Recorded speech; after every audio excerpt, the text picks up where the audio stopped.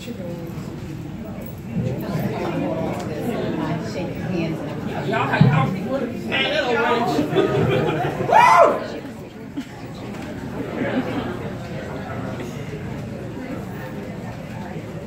brought my words with me just in case.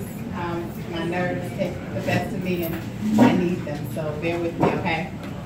You got this.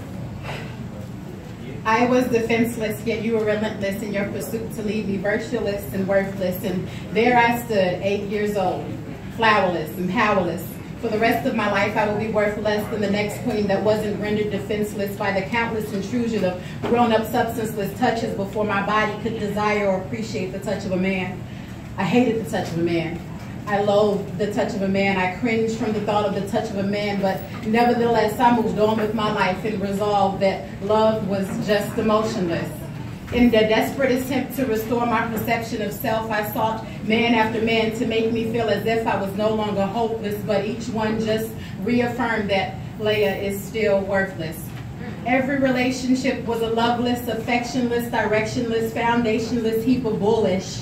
How did I become this remorseless trollop who's satisfied by meaningless one-night endeavors of lackluster intercourse to suppress the mindless man of the hour? How did I become this? I still blame 8-year-old me. If 8-year-old me weren't so selfish and had foreseen that this would leave the rest of us in this mess, then we would not be in this mess, but I digress. Finally shifting the blame from any version of me with resolve that I am guiltless in all of this. He remains nameless and blameless. It's senseless that the weight of this indiscretion is with the faultless. Don't forget that retribution is timeless. You deserve to be castrated and left penisless in the merciless hands of the conscienceless. To pay for your thoughtless, godless, compassionless actions that left a fraction of me, that left a fraction of who I was predestined to be. I wish I could write a poem about how I overcame, but I didn't. How I healed and praised God and He relieved me from this disdain, but I didn't. How I suppressed the thoughts of you taking my innocence from me, but I didn't.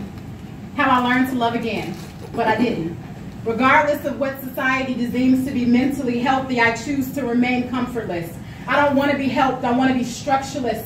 On behalf of 8-year-old me who you left breathless all these years, gasping for air, but knowing it was pointless. And again, I digress. I didn't have a choice in that, but I have a choice in this.